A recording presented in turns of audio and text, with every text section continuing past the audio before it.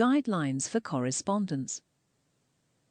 The following guidelines will assist you in improving your job search letters.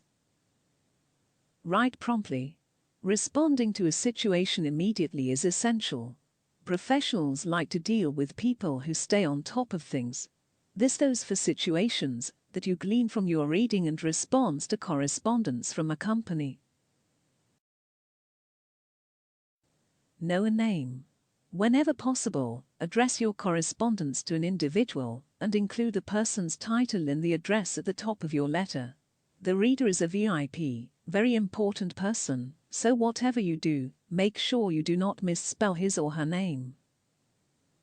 Type all letter. Do not handwrite your job search letters. Each letter should be neatly typed and presented in an acceptable business format. Determine your purpose. Ask yourself, why am I writing this letter? The answer should be concisely conveyed in the opening paragraph of your letter. Write as you talk. Except for refining the grammar, your letter's wording should be the same as if you had an opportunity to talk one-on-one with the recipient. Be economical with words. Cover your subject as concisely as possible. Do not waste words, but do not sacrifice courtesy either. Do not oversell. Stay clear of being too me-oriented. Stick with the facts, just present them in your favor. End positively. The ending is the second most important part of a letter.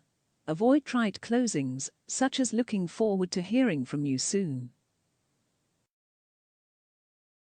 Use good grammar and spelling. Do your very best to make sure the letter is grammatically perfect. Watch for spelling errors, especially in names of people or companies. Go easy on the thank you. Do not overdo your gratitude for the reader's time. Use the words thank you at appropriate times only. They sound more sincere when used sparingly. Use good paper. Use quality paper for your resume and letters. It should be white or cream-colored and should be at least a 25% rag content, opaque bond paper. Most printers have an excellent selection to choose from. Mind your taxes. Keep adequate records to justify all the expenses you incur, for example, resumes, in your job search efforts. Consult your tax advisor for details. The cover letter. The cover letter is your personalized statement of your desire to work for a specific company. For the reader picking up your file for the first time, it will give that all-important first impression of you. It will introduce you and highlight your qualifications and experience. It should be brief, stating your objective, requesting action, and expressing your appreciation for the time your reader will take to look over your credentials. A professional, well-constructed cover letter will spark the reader's interest and make him or her want to read your resume. Follow the rules given below. A cover letter should start with a heading, including your current address and phone number, the date, the company's address, and the salutation, "Dear so-and-so."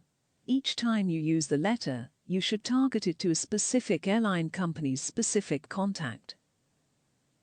The second part of the letter is the body, which will state your objective in the opening paragraph and highlight your qualifications, work experience, education.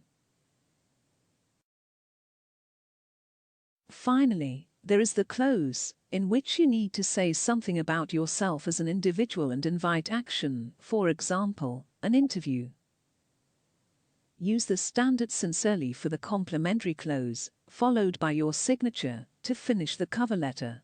Again, the rules discussed above with respect to correspondence with a potential employer apply in spades. Determine your purpose.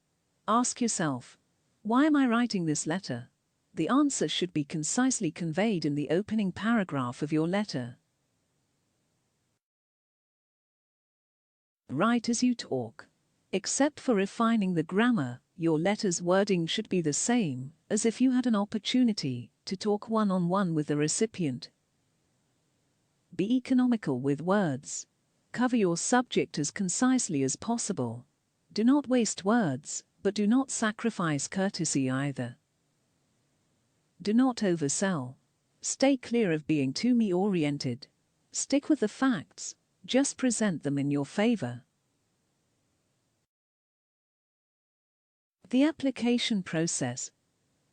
Once you have your first airline application in your hand, you are at the commencement of the application process. The process begins when you actually sit down and begin filling out the first form. Employment applications are graded and reduced to a numerical score by the airlines. They are graded on appearance, content, and completeness.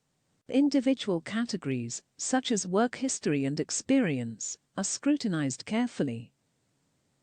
There is another significant fact to understand. Applications are legal documents, and all information contained in them is considered to be true. Any misinformation, depending on the situation, can lead to immediate dismissal. A few preliminaries. When you receive your flight attendant application form, take the time to read it over carefully before taking any action. Then assemble all the items you will need to do the physical job of filling out an application form. Also, get together the names, addresses, phone numbers and job titles of your personal references.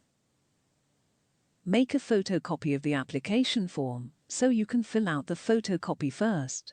Thus, if you make any errors, you will not have ruined your original.